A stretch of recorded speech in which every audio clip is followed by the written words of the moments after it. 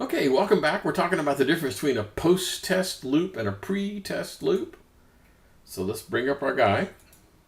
And it worked the same, 0 to 9, just like the previous one did. So what the heck is the difference? Well, the difference is this first one, okay? Up here, if I told this one was 20, okay? When I made that 20, it did not run at all. But let's try this one. And see, I got one of them. So what's the difference between a post-test and a pre-test loop? Okay. So the do while means that it's gonna run. I do know I want it to run at least once. After that, I'm not sure. So a while loop may not run at all. A do while is guaranteed to run at least once, maybe more. Okay, kind of makes sense? Good. On page 217 is yet another loop count. A loop type called the for loop. Okay, and I'm going to comment this thing out. I'm going to actually put that back to 0. I'm going to comment this guy out just like we did before with the cool little keystroke with the control and the little dash guy.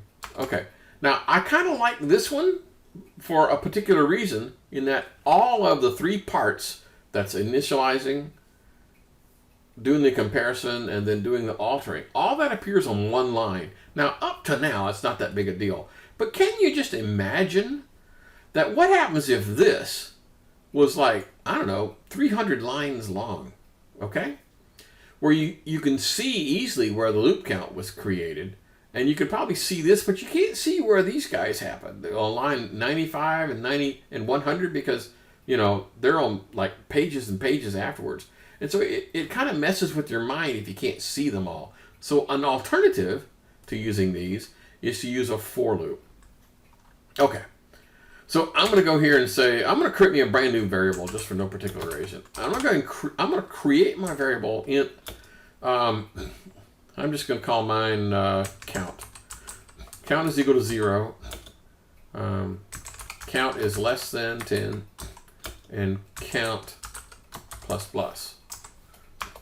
Okay, now this is almost the same as using, the while loop. It's just that I can see them all. I can see all 3 parts. There's the first part, there's the second part, there's the third part. I mean, it just makes it so much easier to be able to see them all at once. Okay, so I'm going to do this just to make sure that we're not going nuts, and run it one more time. And ta-da! It works like it's supposed to. Okay, so what's the difference? Well, let's go over. So the for loop is, so let's do a summary, because summary is kind of important here. A while loop, the loop control variable could be numbers, it could be strings, it could be practically anything. It doesn't really matter what it is. It could be a Boolean, which is a very common thing, by the way. But you do not know if it's going to run at all. Okay, that's a while loop. A do while loop, the loop control variable can be practically anything. It can be a double or a string or a Boolean or an integer, whatever, it doesn't matter. But I know that it's going to run at least once. And then the for loop, which is primarily loop control variables being numbers, okay?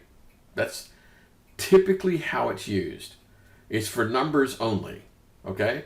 And it's got the advantage of having all 3 parts show up at the top of the line on page 110.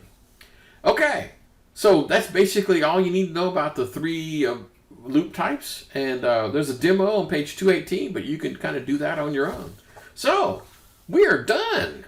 See you guys again in the next video.